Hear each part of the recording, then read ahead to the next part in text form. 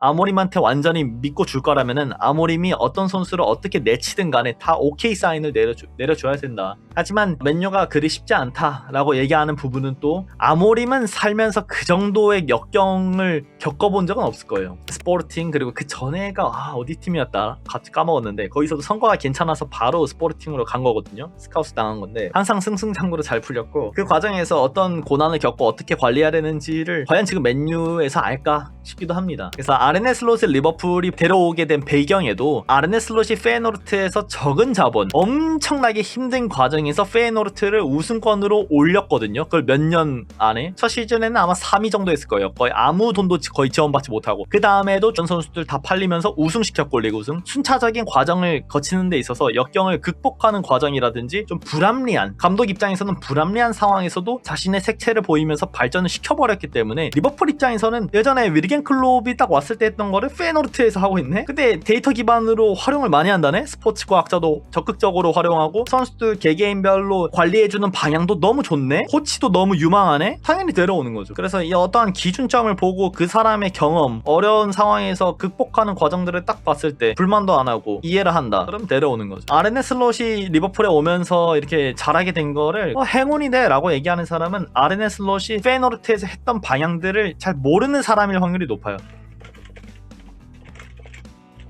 그래서 아르네 슬롯에 대해서 그래도 가볍게 여러분들 말씀드리자면은 페이노르트에서 위르겐 클롭의 15-16 시즌 직접 경험하고 결과를 만들어낸 감독이다. 이 과정이 너무 재밌어요 여러분들. 제가 제 영상을 홍보하는 게 아니라 이것도 저도 내용들 찾고 뭐 디애슬레틱의 이런 칼럼도 보고 스스로 이제 이런 것도 내용 봐서 만든 영상이 하나 있어요. 아르네 슬롯을 데려오게 된 뭐 진짜 이유, 뭐 배경 뭐 이런 것들에 대해서 설명한 영상이 있는데 지금 한번 되돌아보시면 더 재밌을 수도 있어요. 정말 재밌는 감독이구나. 그때 생각났던 것 중 하나가 특정 선수가 공격적인 성향이 없으니까 이 훈련 시스템에서 축구적으로만 보는 게 아니라 복싱 같은 거를 시키면서 복싱은 상대방을 계속 때려야 되잖아요. 때리면서 공격성을 띄어야 되잖아요. 항상 이렇게 가드만 올릴 수는 없는 거잖아요. 가드만 올려서 이게 턱을 방어할 수 없는 노릇이니까 어떻게든 때리면서 공격 성향을 늘리게끔 그래서 축구가 아니라 복싱을 시켜가지고 상대방을 때리는 마음, 공격적인 마인드를 주입시켰어요. 그 정도로 오픈되어 있는 감독이었고 그 과정에서 DNA를 채취해서 뭘 쓰는 방법이든 뭐든 어떤 성과만 낼 수 있다면은 어떠한 방식도 가리지 않고 했던 감독이거든요. 그만큼 열려있는 감독이라서 리버풀이 가장 좋아할 만한 감독이에요. 과거에 부임과 동시에 리그 우승했던 감독이 있습니다. 우선 조세 무리뉴가 했어요. 15실점을 했을 때가 조세 무리뉴가 첫 부임했을 때입니다. 그리고 안토니오 콘테가 첼시를 우승시킨 것도 아마 오자마자 뭐 뒤에 역사를 보면 더 많을 건데 최근에는 진짜 콘테가 마지막이죠. 조금 더 얘기하자면은 리버풀이 좋아하는 스포츠 과학에 대해 정말 열려있는 사람. 여러분들 이거 정말 중요해요. 실제로 우리가 보는 축구에서는 데이터도 많이 쓰고 어떤 이 스포츠 과학자들의 내용을 바탕으로 합리적인 판단을 하는 것처럼 보이잖아요. 근데 생각보다 프리미어리그에서 아직도 데이터를 그렇게 깊게 쓰지 않는 데들이 많대요.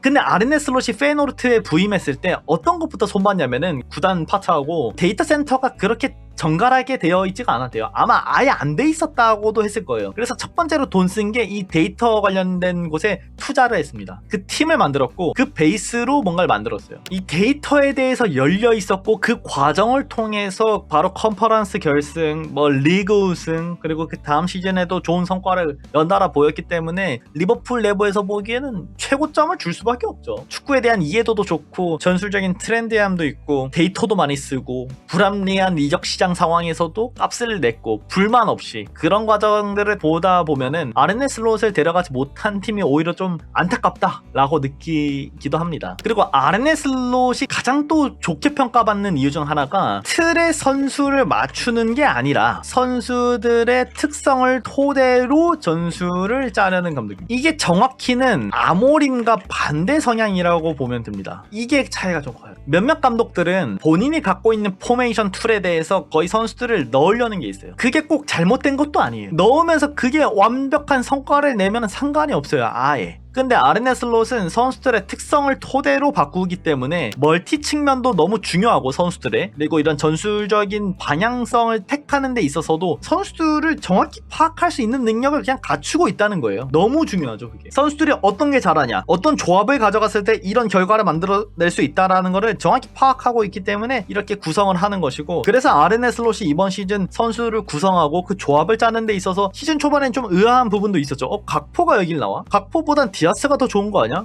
센터포드에 디아스를 쓰냐? 조타 써야 되는 거 아니야? 이럴 때도 그에 대한 값이 딱 명확했죠. 의도성도 명확했고 그에 대한 결과도 명확했죠. 그라벤베르 처음에 6번 쓸 때도 사람들이 6번 맞냐? 수비 적극성 그렇게 안 좋은데 활동량은 그렇게 떨어지는 게 실제로 아니었어요. 데이터적으로. 그렇지만은 순간순간마다 들어가는 수비의 효율값이 그렇게 재밌던 선수는 아니었거든요. 그래서 팬들이 걱정이 있었지만 그걸 다시 고쳐버렸잖아요. 정말 대단한 감독이고, 애매하다, 본인 눈에 조금 안 맞는다, 그럼 기용을 안 시켜버립니다. 선수들을 쓰는 데 있어서 다 합당한 이유, 관리하는 부분에서도 어떤 그 근거를 토대로 하기 때문에 아르네 슬롯을 두고 어떤 비판을 하는 게 참 쉽지 않다. 시즌 초반에 또 봤을 때 얼마나 냉철했습니까? 개막전에 아놀드를 교체시켜버린다? 이번 시즌 장기적으로 아놀드를 보고 싶다 해서 아놀드를 거기서 뺀다? 부주장인데 그것도 안필드에서, 와 대단. 완전한 개막전은 이제 관사도 빼버렸고, 이제 홈 개막전에서는 아놀드를 빼버렸죠. 와, 그때부터 사람들은 좀 놀랐을 거예요. 이런 스타일 본 적 없거든요. 바로 벤치 가가지고 아놀드한테 이런 이유로 이렇게 됐다라고 말했고, 아놀드가 시즌 중반에는 아르네 슬롯으로부터 이런 수비 디펜스 강화를 위해서 훈련을 더 받고 싶다, 나는 더 성장하고 싶다, 이런 얘기도 했고, 아르네 슬롯이 자신에게 도움을 준다는 말을 했었거든요. 그러니까 또 이런 과정들을 본다면은 사실 아놀드가 떠날까 하는 생각은 여전히 세죠. 저는 그래서 아놀드가 떠나지 않을 거라고 아직도 믿고 있고, 아르네 슬롯이 얼마나 좋은 감독인지를 알고 있다면은 선수 개인으로 성장하기 위해서 지금 리버풀의 아르네 슬롯 아래 이거 나쁘지 않거든요 사실. 그렇기 때문에 저는 여전히 아놀드가 감독의 성향이랑 팀 분위기를 봤을 때는 떠나지 않겠다라고 저는 보고는 있는 겁니다. 우리가 모든 것은 지금 추측성으로 가고 있기 때문에 제가 정확히 대답할 수 있는 뭐 그런 건 없고, 엔도 관련해서도 딱 말씀드리자면은 이렇게 말했어요. 2분을 뛰든 3분을 뛰든 5분을 뛰든 20분을 뛰든 항상 준비되어 있는 선수다. 90분을 뛰었는데도 중요한 역할을 못하는 선수도 있고 상황도 있지만은 2분만 뛰어도 경기에 직접적인 영향을 미칠 수도 있다. 그러면서 꼭 출전 타임이 꼭 중요하다는 말은 안 했거든요. 그러니까 엔도를 두고는 대단히 좋은 선수라고 계속 말하죠. 엔도가 나가지만 않으면은 너무 좋은데, 근데 엔도가 나간다고 하면은 우린 백업 하나 찾아야 돼요. 왜냐면 타일러 모트는 나가게 될 거고요. 앞으로 뭐 바세티치나 이런 선수들을 봐야겠지만은 전 개인적인 생각입니다만 바세티치를 장기적으로 쓸 거라는 생각은 없어요. 조금 더 디펜스적인 선수를 찾을 확률이 전 높다고 보는 사람이에요. 이번 시즌 여러분들이 경기를 봤을 때 느끼지만 그라벤베르가 지치거나 뭐 했을 때 그냥 볼방출 개념으로만 따지면 메갈리스터 넣어도 돼요. 존스를 넣어도 돼요 어떻게 보면. 근데 그 선수가 모든 툴을 다 소화할 수는 없기 때문에 그 옆에 엔도 같은 선수를 또 붙여가지고 더블 피봇으로 돌리고 싶은 마음이 크잖아요 경기 막판에. 그래서 엔도가 나가게 된다면은 수비 스페셜리스트가 딱히 없어서 뭔가 그런 가성비의 선수를 찾으려 하지 않을까 하는 생각은 저는 있습니다. 그리고 여러분들 이번 시즌 한번 생각해보세요. 전 아르네 슬롯을 또 칭찬해주고 싶었던 이유 중 하나가, 팬들은 마음에 안 들었을 거야. 영입을 안 하고 아르네 슬롯이 왔는데 지원 안 해주냐, 그건 아니지 않느냐. 근데 아르네 슬롯은 첫 인터뷰에서부터 이런 말을 했어요. 이미 스쿼드는 80-90% 완성되었다. 위르겐 클롭이 남겨준 이 스쿼드를 토대로 본인은 시즌을 보내겠다는 의사를 계속 표현했거든요. 그 이유가 뭐겠어요? 남아있는 스쿼드로 선수들의 특성을 파악하고 그 베이스로 구성된 전술적인 역량을 직접적으로 보여주기 위함, 그리고 이를 통해 결과를 만들어내려는 모습. 너무 좋지 않습니까? 진짜 아르네 슬롯이 얼마나 냉정한 감독이냐 하면은 나 그냥 핸디캡 먹을게, 핸디캡 먹어도 상관없어, 나 이번 스쿼드로 직접적으로 결과를 최대한 보여줄 거고 더 잘하면은 다음 시즌 보강이 될 걸 잘 알고 있잖아요. 그렇다 보니까 위르겐 클롭에 대한 존중도 보여준 거예요. 첫 번째로 전임 감독이 남은 스쿼드, 솔직히 위르겐 클롭이 거의 다 교체해준 것도 맞아요.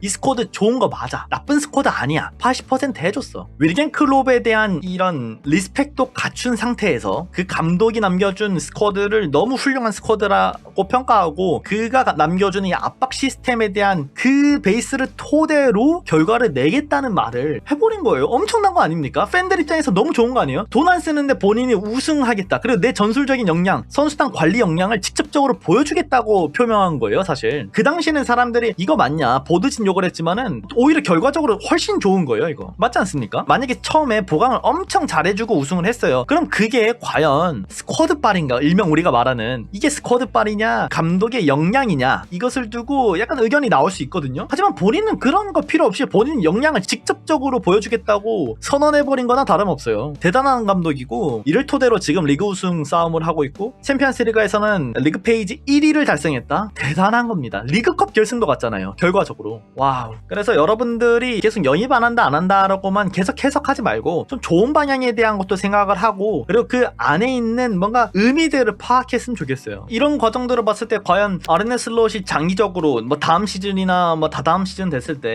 뭐 못할 거라고 얘기할 수 있나요? 높은 확률로 잘할 거라고 우리가 얘기를 할 수 있겠죠. 그래서 우리가 지금 또 재계약에 대해서 불안해하고 있잖아요. 이거 몰라요. 진짜 몰라. 아무도. 혹시라도 이럴 수도 있어요. 아르네 슬롯도 이 재계약이 되어 있는데 이것을 발표했을 때 조금 선수단이 긴장이 풀린다거나 이럴 수도 있으니까 내부적으로만 이렇게 서로 끝내놓고 발표는 하지 말자라고 했을 수도 있고, 아무도 몰라요. 진짜로. 우리가 시즌 전에 영입 안 하고 이랬을 때도 이 프런트에서 생각하는 거랑 이 아르네 슬롯이 생각하는 것에 대해서 그 의미를 우리가 예측할 수 없었잖아요. 축구라는 게 단순히 뭐 좋은 일 있으면 바로 발표하고 그런 건 아니라고 봐요. 다 이유가 있어요. 웬만한 것들은 다 이유가 있고 목적이, 의도성이 다 포함되어 있어요. 리버풀이 이런 과정들을 봤을 때 그 헝그리 정신을 위해서라도 조금 기다리는 것일 수도 있어요. 이건 나중에 또 비하인드 스토리나 이런 걸 들어봐야겠죠. 근데 확실한 거는 우리가 이거 느껴지잖아요. 재계약 얘네 왜 안 함? 한편으로는 구단이 왜 안 함도 있지만 선수들도 왜 재계약 안 함? 리버풀 이렇게 센데 너네 이렇게 지금 이 슬롯 아래에서 만족하고 항상 좋은 인터뷰 하는데 왜 너네도 재계약 안 함? 이런 게 있잖아요. 그렇기 때문에 그냥 모든 게 추측에 그냥 난무하는 상황이니까 너무 나쁘게만 보진 말고 우선 좀 기다리면서 어떤 의도가 있는지 이런 상상을 하면서 기다리는 게 전 좋다고 생각합니다, 개인적으로. 선수 입장에서 봤을 때도 리버풀을 떠날 만한 명확한 근거가 없다면은 재계약을 하게 될 확률이 조금 더 높다고는 생각하죠. 여전히 무서운 사람들이잖아 이거. 여러분들이 이런 아르네 슬롯의 이런 성공을 두고 그냥 단순히 뭐 행운이다, 행운도 있죠. 하지만 실력이 없다면은 그 행운은 결과를 만들어내지는 못합니다, 항상. 그래서 실력이 없는 사람, 실력이 없는 이런 팀에게 어떤 특정 행운이 찾아온다면은 과연 그게 장기적으로 봤을 때 행운일지 독일지는 모릅니다. 높은 확률로 독이 될 거라고 저는 생각을 해요. 축구만이 아니라 우리 생활에서도 실력이 없는 사람한테 갑자기 너무 큰 행운이 온다는 거는 독이 된다고 저는 봅니다. 결국에 증명 못하는 순간 추락하는 거거든요. 아르네 슬롯한테는 극찬이죠. 실력이 있고 행운도 따라오고 있고 앞으로 미래가 더 밝은 팀이다. 이제 리버풀 팬들한테 확실히 말할 수 있는 거는 이제 즐길 시간이 올 겁니다. 우리가 1점 차이로 우승을 놓쳤잖아요. 이제는 그때의 아쉬움을 다 달래줄 만한 이런 기간들이 전 찾아오고 있다고 생각합니다. 리버풀은 조금만 몇몇 선수들 정착을 더 시킨다면은 전 유럽에서 가장 강한 팀이 될 거라고 저는 거의 반확신을 하고 있어요. 방향성이나 이런 것 모든 게 보드진이 아무리 언론이 흔들고 언론에서 나오고 막 리버풀 영입 안 하고 얘네 돈 안 쓰고 팬들이 막 분노에 가득 차 있다, 너네 뭐 어떻게 됐는데 왜 보강 안 하냐, 그래도 이 보드진은 흔들리질 않아요. 본인들 기준으로 끝까지 하고 있고 그 결과로 솔직히 말해주고 있다고 생각을 해요. 팀 분위기가 좋은 거는 모두가 알고 있고 저는 이런 신념과 이런 기준이 너무 좋습니다. 너무 좋아요. 이번 시즌에 어떻게 결과가 마지막까지 어떻게 될지는 우리가 아직은 모르잖아요. 그렇지만 전 내년이나 내후년까지도 계속 좋은 결과를 만들어낼 수 있는 이 밑거름, 발판 자체는 잘 만들어내고 있다고 생각을 합니다.